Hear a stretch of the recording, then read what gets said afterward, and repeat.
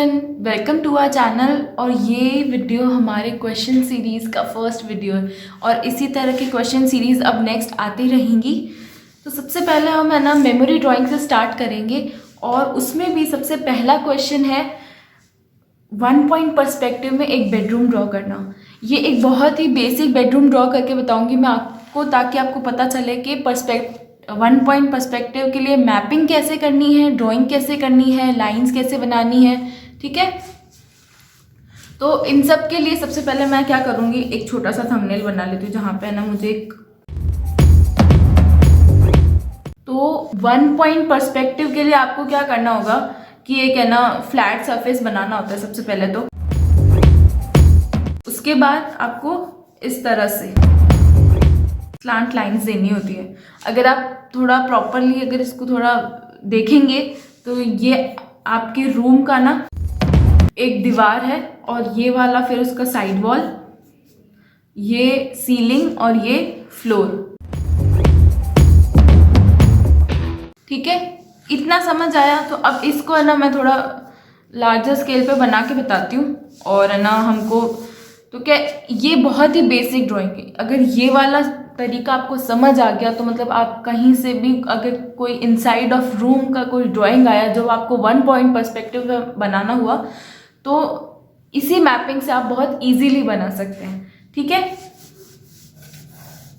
सबसे पहले हम अपना एरिया बना देते हैं। डन, यही मैपिंग बनानी। ठीक है, अब ये बॉक्स जितना बड़ा होगा उतना ही रूम पास में आता चला जाएगा और ये बॉक्स जितना छोटा होगा उतना ही रूम जो है डीपर होता चला जाएगा। तो मैं यहाँ पे एक मीडियम साइज बॉक्स बना रही हूँ। ठीक है, क्योंकि हमको एक बेड, एक कबर्ड फिट करना है इसके अंदर, किस तरह से करना है वो भी बताऊंगी। इतना हुआ। अब क्या करना है, क्योंकि ये 1 पॉइंट पर्सपेक्टिव है तो हमको ऑफकोर्स ही बात है कि एक व्यू लाइन देनी पड़ेगी और एक पॉइंट पर्सपेक्टिव डिसाइड करना पड़ेगा। तो क्या कर रही हूँ मैं यहाँ पे, बेसिक अगर आपकी ये एक रूम की वॉल है और बेसिक एक वॉल की हाइट 12 फीट होती है, उससे अगर आप थोड़ा सा नीचे जाएंगे तो ह्यूमन हाइट आ जाएगी, है ना। तो उस तरीके से अंदाज़ा लगाना है। अब हमें ह्यूमन हाइट के हिसाब से, अब ये जो मैंने लाइन बनाई है ना, ये बेसिक ह्यूमन हाइट की लाइन बनाई है। ठीक है, अब यहाँ पे मैं कहीं पे भी एक जगह पॉइंट लगा दूंगी और ये मेरा 1 पॉइंट पर्सपेक्टिव का मैपिंग रेडी हो जाता है। उसके बाद हमको क्या करना है कि आपको सिर्फ इमेजिन करना है। अब ये आपकी सीलिंग है। अगेन आप जितना बॉक्स ऊपर लेके जाएंगे सीलिंग कम दिखेगी, फ्लोर ज़्यादा दिखेगा। जितना बॉक्स साइड में लेके जाएंगे तो ये वॉल ज़्यादा दिखेगी, ये डोमिनेट करेगी। आपके इस बॉक्स की पोजिशनिंग से ही आपको पता चलेगा कि आपका रूम का व्यू किस तरह से आ रहा है। ठीक है, तो अब क्या करना है कि जैसे मैं ये सोच रही हूँ कि यहाँ पे साइड में, वॉल के साइड में जो है बेड होगा, तो हम डायरेक्ट बेड ड्रॉ नहीं करते हैं। सबसे पहले ना उसका एक 2D मैपिंग कर लेते हैं इस वाले फ्लैट सरफेस पे। तो अगर ये बेड का हमारा हाइट है तो मैंने यहाँ पे एक रेक्टेंगल ले लिया है। मैं सोच रही हूँ कि बेड इस तरह से आ जाएगा, तो इसीलिए मैंने इस फ्लैट सरफेस पे ना इस तरह से बेड सिर्फ एक रेक्टेंगल बनाया है फॉर माय गाइडलाइंस।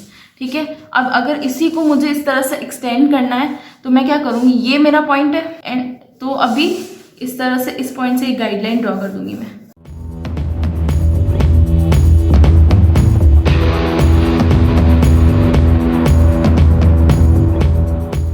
तो जो वर्टिकल लाइंस होती है ना इस ड्राइंग में, वो सारी वर्टिकल ही जाएंगी। जो हॉरिजॉन्टल है वो हॉरिजॉन्टल आएंगी। सिर्फ गाइडलाइंस होती है ना वो स्लांट जाती है। ठीक है, तो अभी ये आ गया अपना बेड का।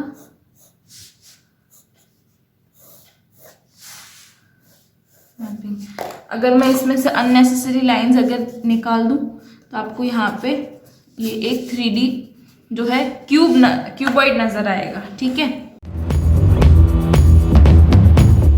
इतना हो गया। फिर बेड का हेडबोर्ड इतना ले लेते हैं हम। ठीक है, फिर आ गया, फिर हमको करना है कि एक कबर्ड। अब तो यहाँ पे मैंने क्या किया, कबर्ड के लिए अगेन एक रेक्टेंगल ड्रॉ कर लिया, क्योंकि वो ऑफकोर्स ही बात है ह्यूमन हाइट से कबर्ड थोड़ा अबाव जाता है। तो यहाँ पे आ गया ये।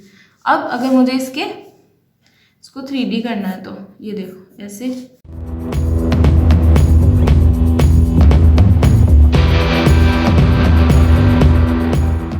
अभी तक हमने क्या किया था कि सारा उसी दीवार पे, क्योंकि रिलाई कर रहा था तो हमने ना उसी दीवार।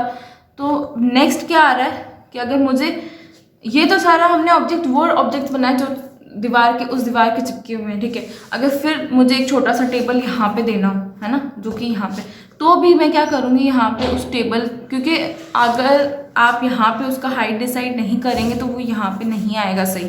तो क्या करना है हमको कि है ना, यहाँ पे अपने इसी जगह पे यहाँ पे हमको एक टेबल का जो है रेक्टेंगल बना लेना है। मोस्टली सारे जो भी शेप्स होते हैं ना, अगेन जितने भी शेप्स होते हैं आपके इंट्रिकेट, पहले आप उसका एकदम बेसिक निकालो, मतलब कि आप उसको क्यूब या क्यूबॉइड में बनाने की कोशिश करो। फिर उसके अंदर जो है राउंडनेस और ये सब आप बाद में दो, तब तो आपकी ड्राइंग जो है वो प्रोपोर्शनेट बनेगी, ठीक है। तो अभी अगेन इस तरह से निकालेंगे हम।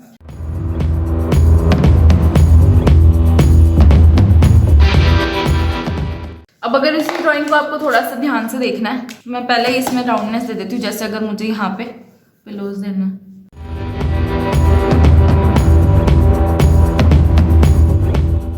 सीरियस आउट करके बता देती हूँ कि इसको कैसे। तो सबसे पहले वो ऑब्जेक्ट बनाओ जो सबसे आगे है, ताकि बैक वाले ऑब्जेक्ट की लाइनिंग कौन सी लेनी, कैसी लेनी, आपको याद रहे।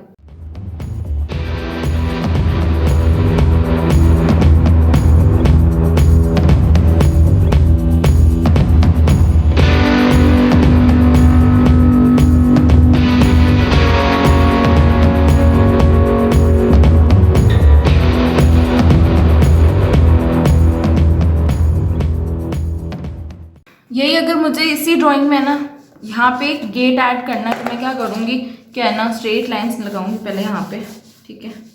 अब क्योंकि मेरे व्यू पॉइंट से थोड़ा बाहर जा रहा है गेट, तो यहाँ पे इस तरह से स्ट्रेट लाइन लगाई। ये मेरा व्यू पॉइंट है, इससे मेरे को लाइन खींचनी है। हो गया।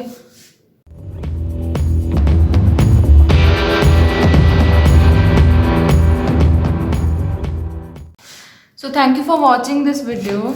अगर आपको ये वीडियो पसंद आया तो लाइक कीजिए, कमेंट एंड शेयर। और ऐसे ही और क्वेश्चन सीरीज़ के लिए और ऐसे ही और वीडियोज़ के लिए please subscribe to our channel. Thank you.